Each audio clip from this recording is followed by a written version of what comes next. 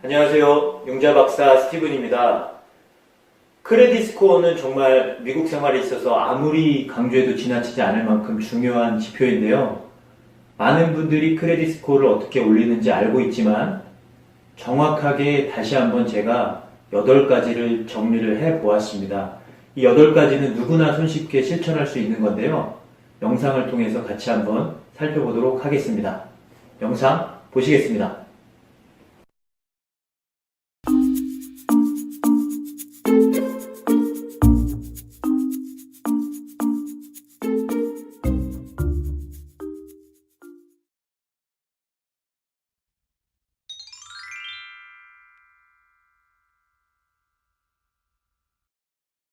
크레딧 스코어를 올리기 위한 제안 첫 번째는 무료 크레딧 리포트 받아보기입니다. 이키팩스, 익스페리언, 트랜스유니언 등의 3대 크레딧 리포팅 에이전시로부터 매년 각각 1개씩 무료로 크레딧 리포트를 받아볼 수 있는데요.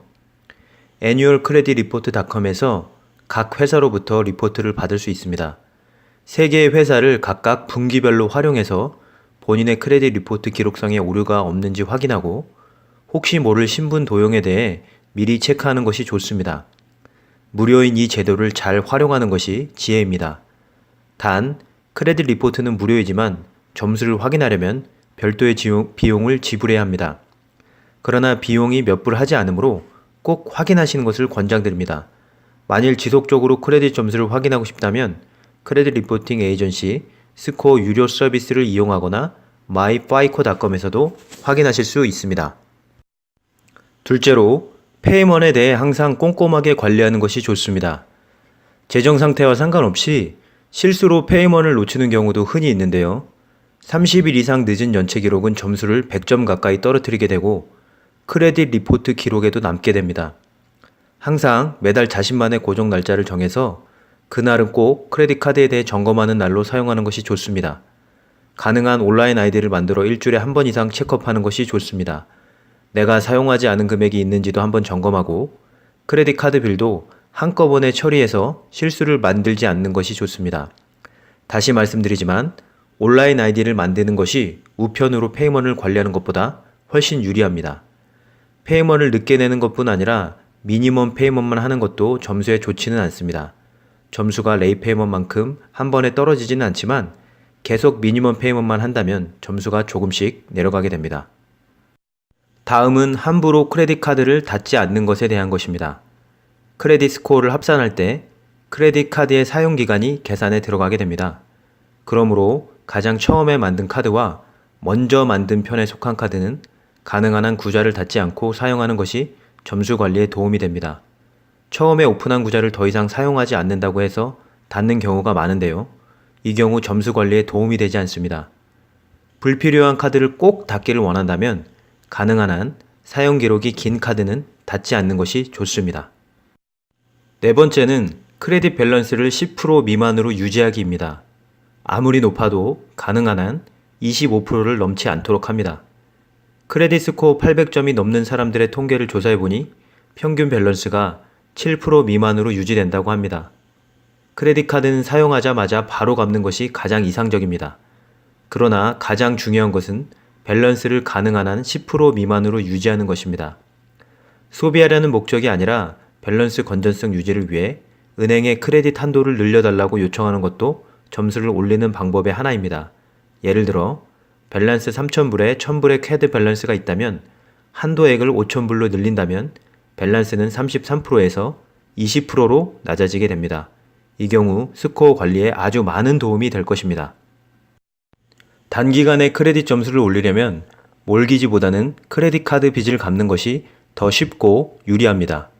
만일 몇천 불의 여유 자금이 있다면 몰기지 페이먼을 더 내서 갚는 것보다 매달 주기적으로 납부하는 크레딧 카드 빚을 단기간에 한 번에 갚는 것이 점수를 큰 폭으로 올리는데 훨씬 더 큰 도움이 됩니다. 한 달 사이에 점수를 100점 가까이 올리는 것도 가능합니다. 여섯 번째로 12개월 이상의 할부 금액을 적절하게 활용하는 것이 좋습니다.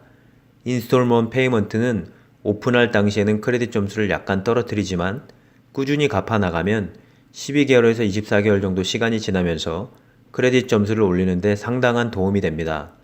만약 2만 불 상당의 자동차를 산다고 가정할 경우에 현재 2만 불의 돈이 수중에 있지만 15,000불 정도는 캐시로 지불하고 일부러 자동차 론을 받음으로써 활용하면 크레딧 점수를 높이는 데 절호의 기회가 될 것입니다.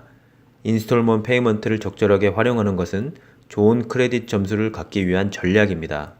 그러나 무분별하게 지나치게 많이 인스톨먼트 페이먼트를 갖는 것은 점수를 오히려 떨어뜨림으로 유의해야 합니다. 또한 주택 융자를 받기 원하신다면 가급적 주택을 구입한 이후로 자동차나 가구 등의 구매를 미루시는 것이 좋습니다. 융자 심사는 크레딧 스코어도 중요하지만 개인의 소득 대비 채무 비율이 아주 중요하기 때문입니다. 7번째로 단기간에 많은 하드 크레딧 인쿼리를 만들지 않도록 하는 것입니다. 크레딧 인쿼리에는 소프트 인쿼리와 하드 인쿼리가 있는데 하드 인쿼리는 오토론, 몰기지, 크레딧 카드를 오픈할 때 렌더 측에서 크레딧 리포트와 스코어를 확인하는 것을 뜻합니다. 이 기록은 25개월간 남게 되며 점수를 낮추는 원인이 됩니다.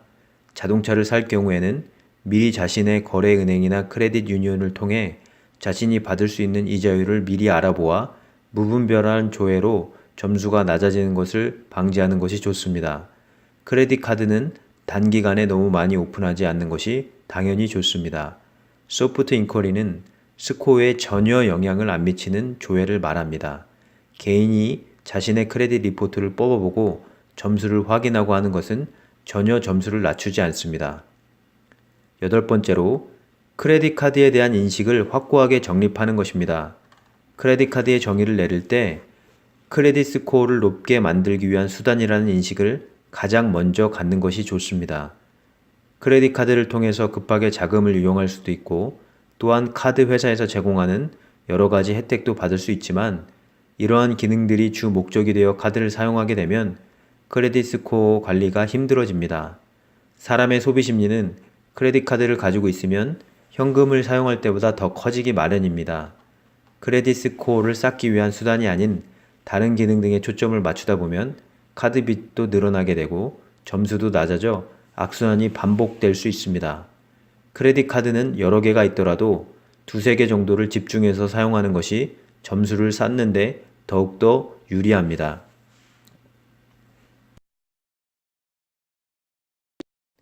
지금까지 크레딧 점수를 올리는 구체적인 방법들에 대해 하나하나 살펴보았습니다. 미국 생활에서 크레딧 점수 관리는 선택이 아닌 필수입니다. 크레딧 카드는 관리학에 따라 많은 혜택을 주는 효자가 되기도 하는 반면에 잘못 관리한다면 각종 거래에서 손해를 보게 만들기도 합니다. 그러나 주의를 기울이고 관리를 한다면 누구나 아주 좋은 크레딧 점수를 얻을 수 있습니다. 주택융자에서는 740점 이상을 매우 좋은 크레딧으로 여기고 있습니다. 모든 한인 동포분들이 740점 이상의 크레딧 점수를 받고 풍요로운 혜택을 누렸으면 좋겠습니다. 이상 융자 박사였습니다. 감사합니다.